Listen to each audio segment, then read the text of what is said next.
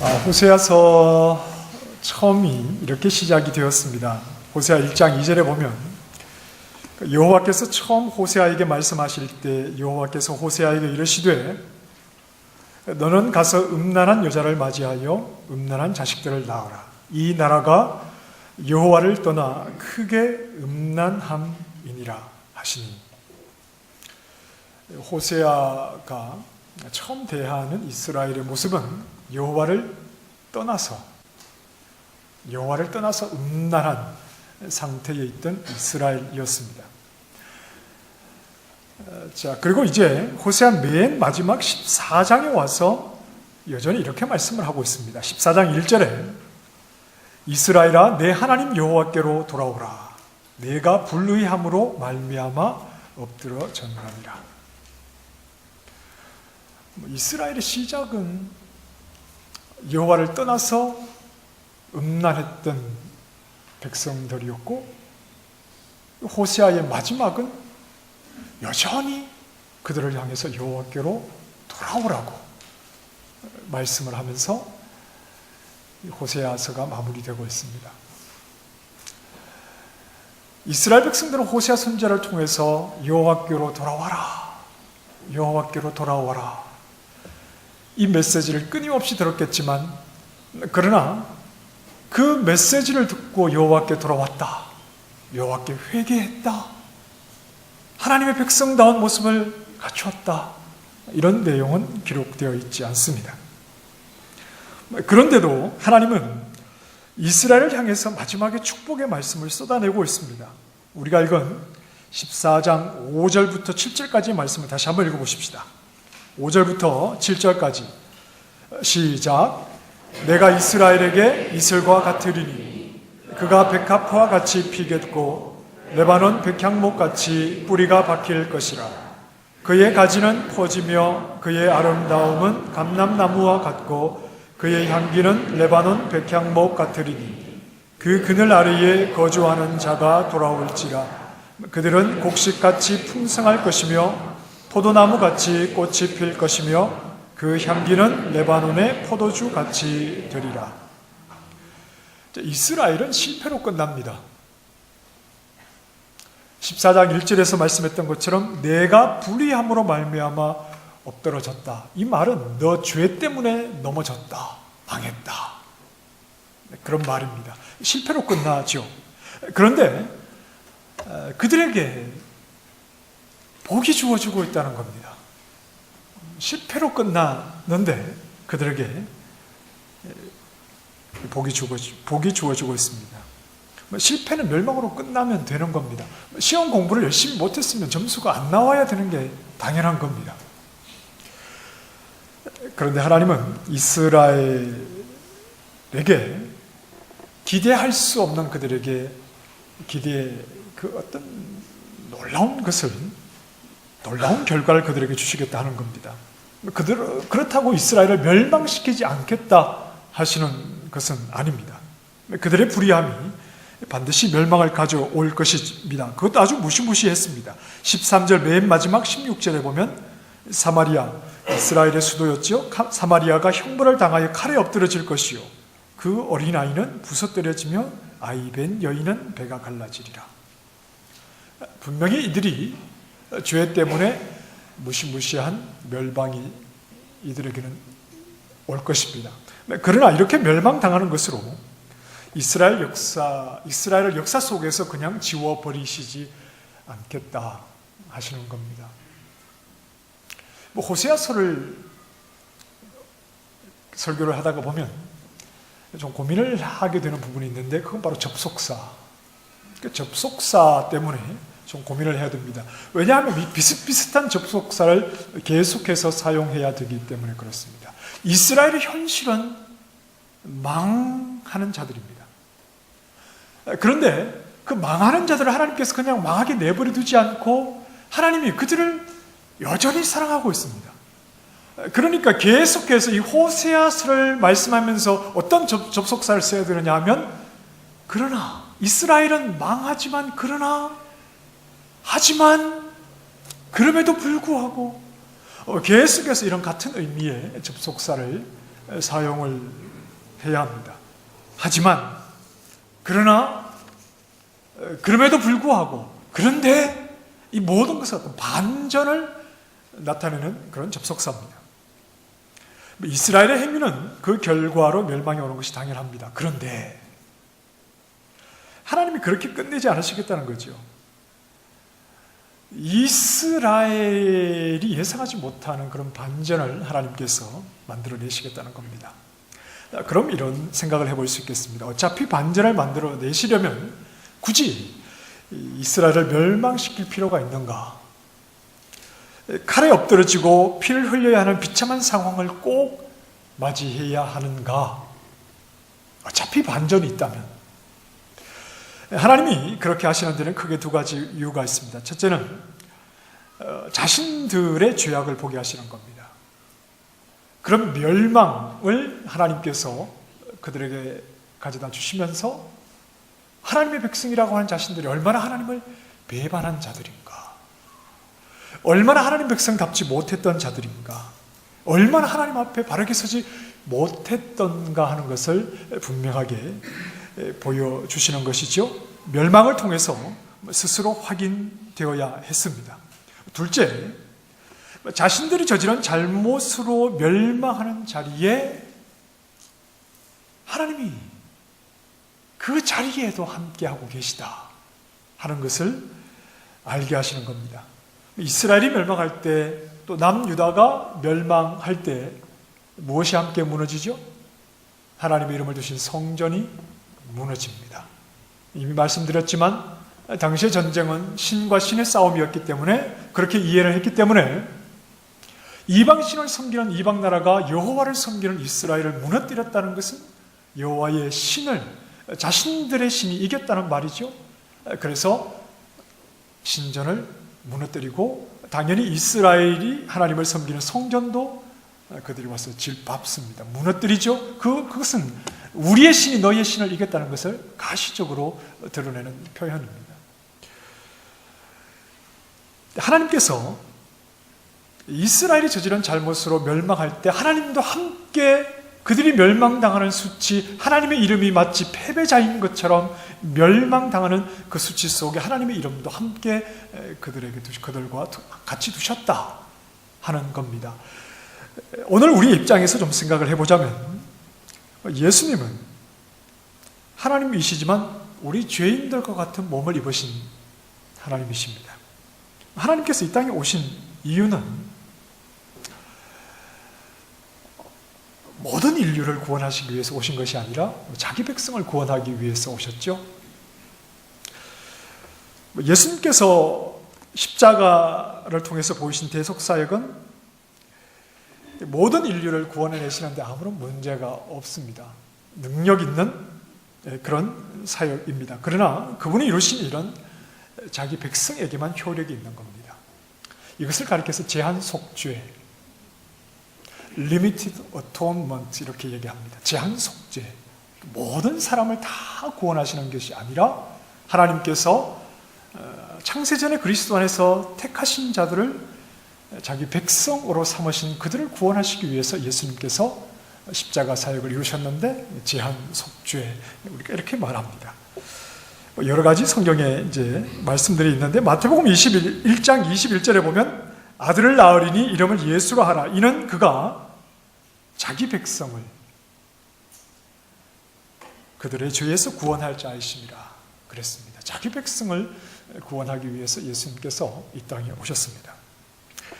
그래서 십자가를 대신 지시는데, 그 십자가는 우리에게 한 두 가지 정도를 생각하게 합니다. 첫째는 예수 그리스도께서 지신 십자가는 우리에게 거울이 된다 하는 거죠. 예수님이 십자가를 누구 대신 지신 거죠? 여러분, 누구 대신 예수님이 십자가를 지셨습니까? 나를 대신 십자가를 지셨죠. 그런데 십자가는 뭐죠? 하나님의 저주 아닙니까? 그러면 내가 원래 무엇을 받아야 하는 자리에 있다는 거죠? 하나님의 저주. 그게 원래 나의 자리입니다. 내가 아무리 잘난 것 같고 남들보다 좀 선하게 사는 것 같아도 모든 죄인은 하나님의 저주가 마땅한 자들이죠. 예수님께서 나를 대신해서 십자가에 서심으로 분명히 거울로 우리에게 보여주시는 것이죠. 내가 어떠한 자였는가. 하나님 앞에 저주를 받기에 마땅한 자였다는 것을 그 십자가는 우리에게 분명하게 보여주지요. 둘째, 그런데 그 자리에 하나님이 함께 하셨다는 겁니다. 십자가, 그 하나님의 저주가 임하는 그 자리에 누가 오셨습니까? 하나님이 그 자리로 오셨지 않습니까? 하나님이 함께 하셨다는 겁니다.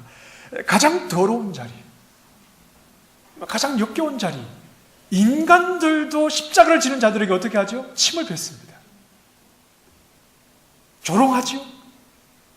온갖 수치를 당하는 그 자리에, 원래 그 자리가 우리의 자리, 내 자리인데 하나님이 그 자리까지 찾아오셨다는 거지요. 그래서 자기 백성과 함께 하셨다는 겁니다. 자기 백성을 그 수치와 더러운 자리에서 구원해내시기 위해서 하나님이 그 자리까지 함께 하셨다는 겁니다. 이것을 성경은 하나님의 사랑이라고 표현합니다. 그래서 하나님의 사랑은 일방적입니다. 일방적이라는 말은 왜 하나님이 나에게 사랑을 베푸시는지 이해가 되지 않는 거죠.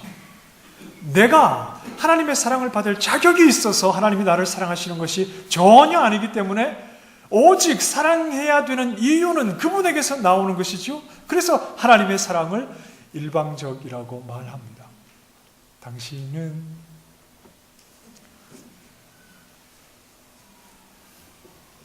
사랑받기 위해 태어난 사람입니까? 글쎄 옳시다. 아멘 하시면 안 됩니다. 아멘 하실까봐 제가. 우리가 사랑받기 위해서 태어났습니까? 최소한 양심이 있다면 나는 하나님의 사랑을 받을 만한 자격이 없다는 것을 고백해야 합니다. 하나님은 우리가 이해하지 못하는 그 사랑 때문에 모욕을 받으시는 거지요. 수치를 당하시는 겁니다. 저 하늘의 영광을 버리고 낮고 천한 모습으로 종의 형체로 이 땅에 오셔서 죄인이 받아야 하는 수치와 조롱과 그 모멸, 그 저주, 그 진노를 받아내시죠. 왜냐하면 그 자리가 자기 백성들이 머무는 자리이기 때문에 그렇습니다. 그래서 우리는 하나님이 우리를 사랑하시는 것이 쉬웠다 이렇게 말해서는 안 된다고 그랬습니다. 구약의 이스라엘이 자신들의 불의함, 자신들의 죄 때문에 그들에게 멸망과 죽음이 찾아와서 수치와 조롱을 받을 때 하나님의 성전도 함께 무너지면서 그들의 수치와 조롱의 자리로 함께 내려가셨던 것과 마찬가지로 오늘 하나님의 백성된 우리가 우리의 죄 때문에 당하는 저주와 진노와 그 수치, 그 자리에 하나님이 직접 몸을 입고 오셔서 우리와 같은 자리에 서주셨다 하는 겁니다. 그래서 우리를 영원한 복을 받는 자리로 인도해 가시는 겁니다. 그러니 이렇게 범죄한 자기 백성이 스스로 초래한 멸망의 자리에 그들을 두시는 이유는 그럼에도 하나님이 그 자리에 함께 하시고 그 자리에 함께 하시기까지 자기 백성들을 향한 하나님의 사랑이 얼마나 큰지, 그리고 그 사랑의 능력이 멸망할 우리의 운명마저도 바꾸어 버리는 그 큰 능력이라는 것을 보여주시고자 함입니다. 하나님의 사랑을 그저 감정적인 차원에서 이해하면 안 된다고 했습니다. 그냥 나를 사랑하시는가 보다 이렇게 감정적인 차원에서만 끝내려고 해서는 안 되죠. 장세전에 계획하셨던 그분의 계획, 그리고 그분의 계획대로 포기하지 아니하시고 끝까지 이루어내시는 그분의 의지, 계획하신 것을 성취해내시는 그분의 능력, 다르게 말하면 그분의 전능하심, 그 죄인들을 구원해내시는, 자기 백성을 구원해내시는 어떤 자리, 어떤 멸망의 자리에 있어도 결국 하나님이 그 자리에 서셔서 자기 백성을 구원해내시는 하나님의 전능하심, 이 모든 것이 하나님의 사랑에 함께 들어가 있는 겁니다. 이 사랑이 가장 하나님다운 모습입니다. 이 사랑의 모습이 가장 하나님다운 모습이시죠.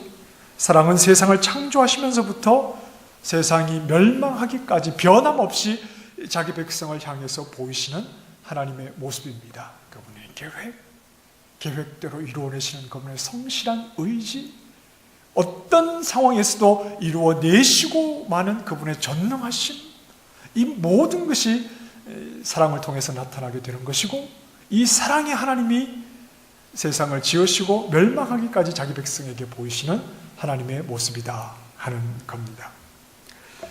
하지만 자기 백성의 모습은 언제나 하나님을 실망시킬 뿐입니다. 구약의 이스라엘이 적나라하게 그 모습을 보여주고 있습니다. 우리는 이스라엘을, 구약 성경을 통해서 이스라엘을 바라보면서 어리석다, 참 믿음이 없구나, 참 미련하구나 이렇게 생각을 할 때가 많습니다만, 그들의 모습이 곧 우리의 모습이라는 것도 생각을 해야 합니다. 우리도 어리석기는 마찬가지고, 우리도 하나님을 믿지만 미련하기는 마찬가지고, 믿음이 없기는 이스라엘이나 우리나 다를 바가 전혀 없습니다.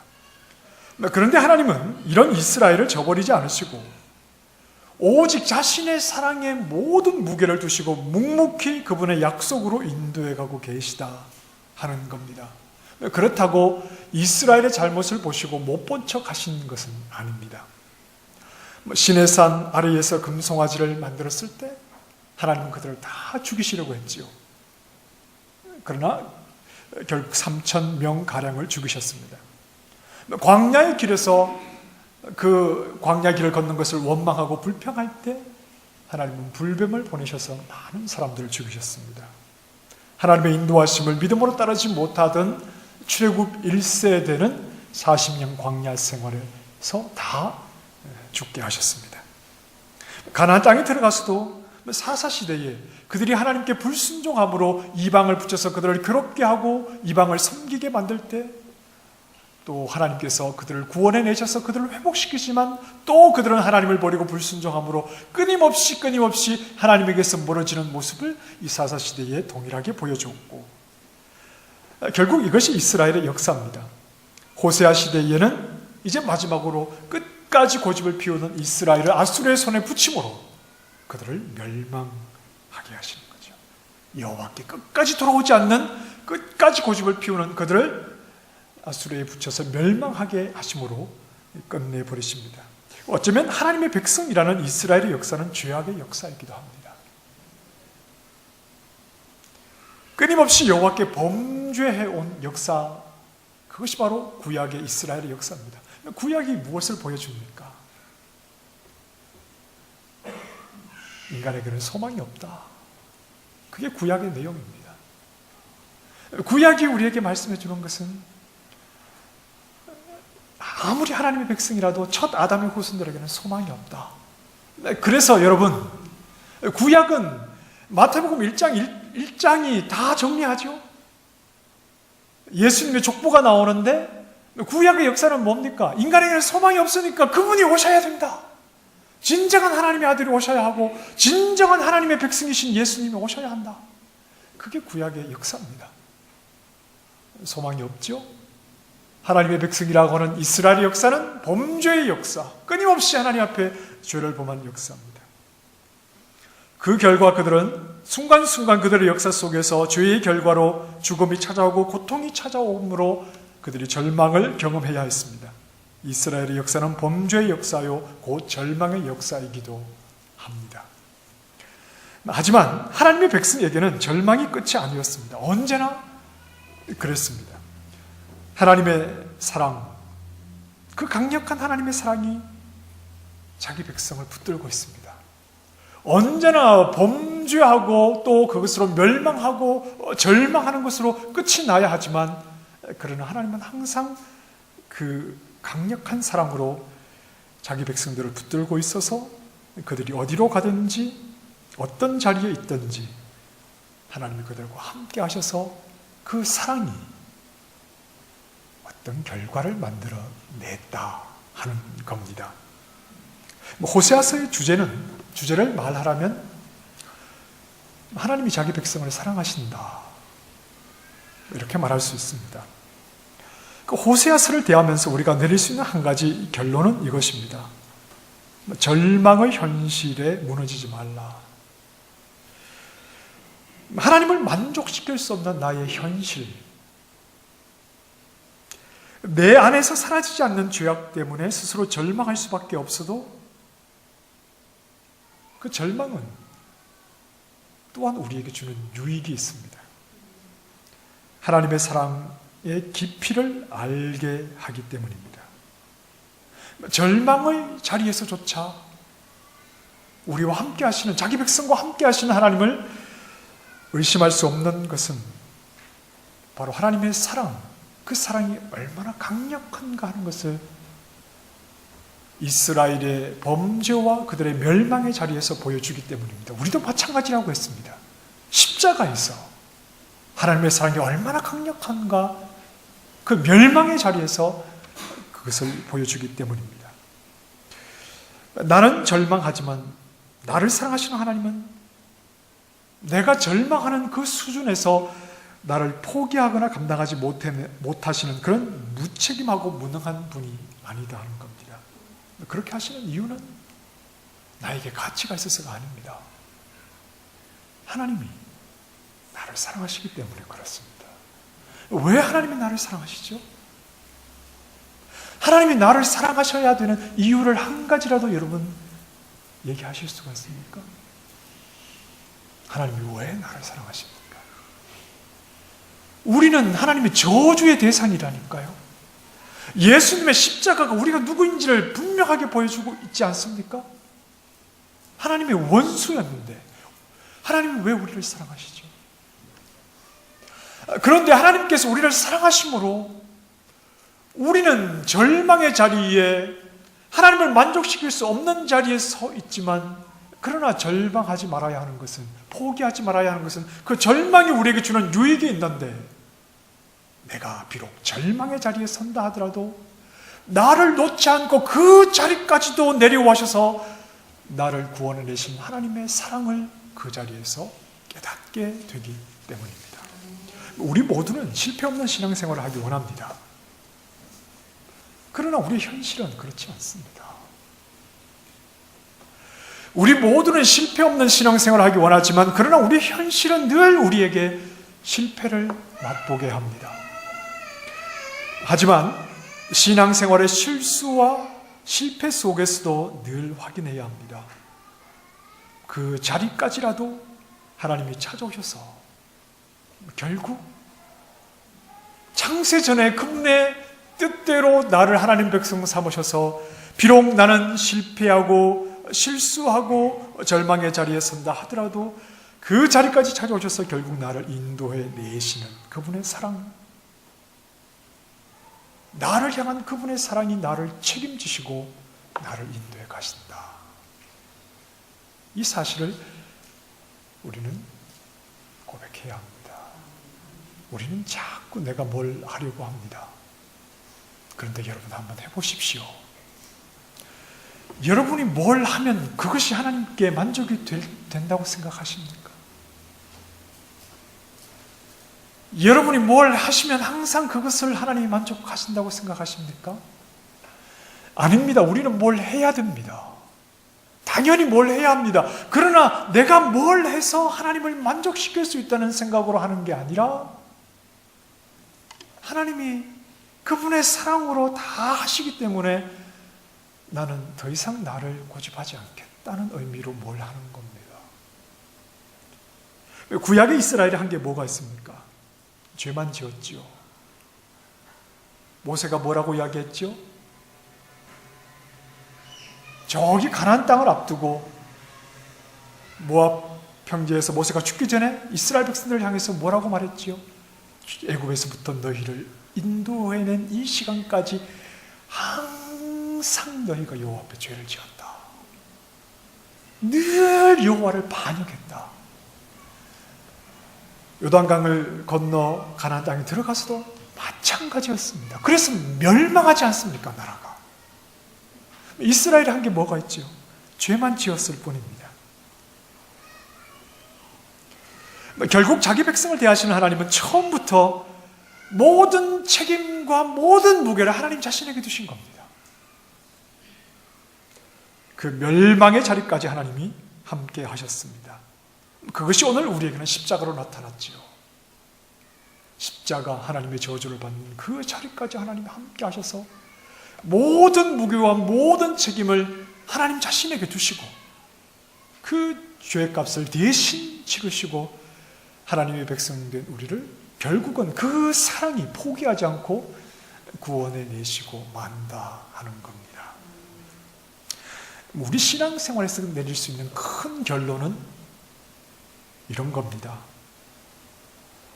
우리 신앙의 모든 것은 하나님이 다 이루시는 겁니다. 여러분 여기 동의하실 수 있는지 모르겠습니다. 우리 신앙의 큰 결론은 이것입니다. 우리 신앙의 모든 것은 하나님이 다 이루시는 겁니다. 모든 걸 하나님이 하시면 나는 별로 할 게 없겠군요. 이렇게 생각을 하십니까? 내 실패와 내 실수와 저주마저도 만회하시는 하나님의 사랑을 알게 될 때 우리는 결코 방종으로 나아가지 않습니다. 내 실수와 내 실패와 내 멸망까지도 만회하시는 그 자리까지 찾아오셔서 나를 회복하시는 그 사랑을 경험하게 될 때 우리는 방종의 삶을 살지 않습니다. 뭐 어차피 하나님이 하시니까 나는 죄 지어도 관계없네. 뭐 이런 얄팍한 논리로 나아가지 않아요. 더 깊은 겸손과 더 깊은 순종으로 나아가게 됩니다. 내가 할 수 없는, 그래서 멸망하는 그 자리에까지도 찾아오셔서 하나님 그분의 사랑으로 나를 구원해 내신 그 하나님의 은혜를 경험한 사람들은 더 깊은 순종과 더 깊은 겸손으로 묵묵히 하나님께 모든 것을 맡겨드리는 삶을 살게 된다 하는 겁니다. 여러분, 아무리 여러분을 부추겨도 안 되는 겁니다. 할 수 있다 하면 된다, 그렇게 해서 되는 게 아닙니다. 신앙의 큰 결론은 하나님의 사랑이 무엇인지를 아는 겁니다. 그 사랑이 어떻게 하나님 홀로 우리를, 자격 없는 우리를 사랑하셔서 그 사랑이 홀로 책임지시고 그분의 일을 다 이루어내시는가. 하나님 홀로 이루신 일, 그래서 우리에게 복음인 겁니다. 일한 것이 없이 의롭다 여기심을 받는 자의 복에 대해서 시편 32편입니까? 이미 예수님이 오시기 1000년 전에 다윗이 고백했고 로마서 4장에서 사도 바울이 고백했던 그 고백을 우리 또한 하나님의 그 큰 사랑을 알게 될 때 그 복음에 함께 들어가게 되는 것이지요. 하나님의 그 사랑을 깊이 알게 하시기를 원합니다. 그 놀라운 사랑을 깨달아 그 사랑을 의지하고 그 사랑에 굴복하는 즐거움을 우리 모두에게 허락하시기를 원합니다. 하나님이 우리를 사랑하셔서 모든 것을 이루어내시는 그 큰 사랑을 알아 그 사랑에 즐거이 굴복하게 해주셔서 그 굴복하는 즐거움 속에 하나님이 모든 것을 이루어 가시는 그 하나님의 일하심에 늘 찬양하고 감사하고 기뻐하며 하나님이 이루신 그 일을 인해서 저 영원한 하나님의 거룩하신 보좌 앞에까지 나아가는 믿음의 종들이 다 되시기를 주님의 이름으로 축원합니다. 기도하십시다. 하나님의 사랑은 그저 감정적으로 잠깐 처리할 문제가 아니었습니다. 하나님의 사랑은 그저 내가 원하는 대로 잘 되게 해주시는 것으로 생각하는 문제가 아니었습니다. 하나님의 사랑 안에서 우리는 멸망의 자리까지도 내려갑니다. 더 이상 소망이 없는 자리까지도 내려갑니다. 그러나 그 자리까지도 나를 찾아오셔서 결국 나를 구원해 내시는 하나님의 성실한 일하심을 하나님의 사랑 속에서 발견하게 될 때 우리 자신을 다 내려놓고 하나님께 겸손함과 또 순종의 모습으로 즐거이 하나님께 굴복하게 되는 것이 하나님의 사랑 안에 있는 성도의 모습입니다.